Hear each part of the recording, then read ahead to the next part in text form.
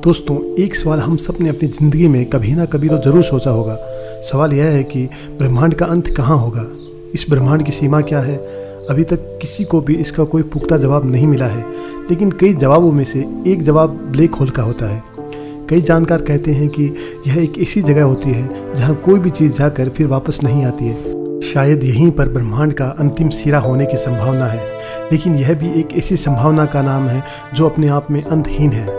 पहले जानकार निश्चित नहीं थे कि ब्लैक होल जैसी कोई परिघटना होती भी है या नहीं, लेकिन अब निश्चित हो गए हैं कि ब्लैक होल जैसी परिघटना होती है। इसी निश्चितता को सत्यापन करने वाले वैज्ञानिकों को 2020 का भौतिकी का नोबेल पुरस्कार दिए जाने का ऐलान किया जा चुका है। इनका नाम Roger Penrose, Reinhard Genzel, Andrea Ghez है। तो चलिए दोस्तों, थोड़ा यह समझते हैं कि आखिरकार यह ब्लैक होल होता क्या है। ब्लैक होल एक ऐसा इलाका है जिसका गुरुत्वाकर्षण बल इतना अधिक मजबूत होता है कि उसके अंदर कुछ भी चला जाए तो वह वापस लौट कर नहीं आता है। यहाँ तक कि किसी भी तरह की रोशनी का बाहर आना नामुमकिन है। ये ब्लैक होल बहुत अधिक घनत्व और बहुत अधिक द्रव्यमान वाले पिंड होते हैं, यानी इनकी सतह बहुत अधिक सघन और घनी होती है। चूँकि जब प्रकाश की किरण भी इसके अंदर घुसती है तो उसमें गुम हो जाती है, इसलिए यह अदृश्य रहता है। अब आप पूछेंगे कि ब्लैक होल का निर्माण कैसे होता है, तो इसके निर्माण को समझने के लिए हमें तारों के विकास क्रम को समझना पड़ेगा। यह समझना ज़रूरी है कि तारे कैसे बनते हैं। हमारा सौरमंडल तारों के एक सिस्टम का हिस्सा है। तारों के किसी भी तरह के सिस्टम वाले इलाकों को आकाशगंगा कहा जाता है। जिस आकाशगंगा में हमारा सौरमंडल मौजूद है उसे मिल्की वे कहा जाता है। इस मिल्की वे में धूल और गैस के बहुत बड़े बड़े बादल होते हैं। इन्हें निहारिका या नेबुला कहा जाता है। इनमें हाइड्रोजन की मात्रा बहुत अधिक होती है। समय के साथ साथ धूल और गैस के बड़े बड़े बादल धीरे धीरे एक दूसरे के साथ मिलते हैं। मिलने पर बहुत अधिक ताप और दाब पैदा होता है। चूँकि मूल रूप से यह हाइड्रोजन के कण होते हैं, तो इनके टकराव से नाभिक के संलयन की क्रिया शुरू हो जाती है। मोटे तौर पर समझा जाए तो हाइड्रोजन की टकराव की वजह से परमाणु बम की तरह धमाका होने लगता है और बहुत अधिक मात्रा में ऊर्जा पैदा होने लगती है।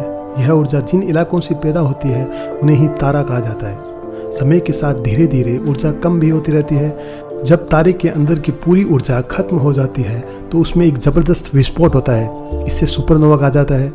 इसके बाद एक ऐसा इलाका बनता है जिसका गुरुत्वाकर्षण इतना अधिक होता है कि उसमें रोशनी भी आकर समा जाए। यह इलाका ब्लैक होल होता है। तो मोटे तौर पर यह समझिए कि ब्लैक होल की परिघटना तारों के बर्बाद होने से जुड़ी है, जिसके बाद बहुत अधिक मजबूत गुरुत्वाकर्षण लिए हुए जिस जगह का निर्माण होता है उसे ही ब्लैक होल कहते हैं। साल 1783 में पहली बार ब्लैक होल के बारे में बतलाया गया, लेकिन वैज्ञानिकों ने इसे नहीं माना। बहुत सारे वैज्ञानिकों ने इसका विरोध जताया। 19वीं शताब्दी में इस सिद्धांत को ख्याली पुलाव कहकर खारिज किया जाता रहा।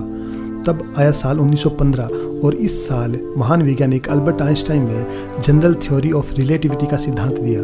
इस सिद्धांत के बाद ब्लैक होल होने की बात को गंभीरता के साथ लिया जाने लगा, लेकिन यह इतना भी गंभीर नहीं था कि ब्लैक होल होने की संभावना पर निश्चित हुआ जा सके। खुद अल्बर्ट आइंस्टाइन भी इसे लेकर संकोचित थे, वह भी पूरे निश्चित नहीं थे। चलिए दोस्तों, जानते हैं अगर ब्लैक होल में चले जाएं तो क्या होगा हमारा।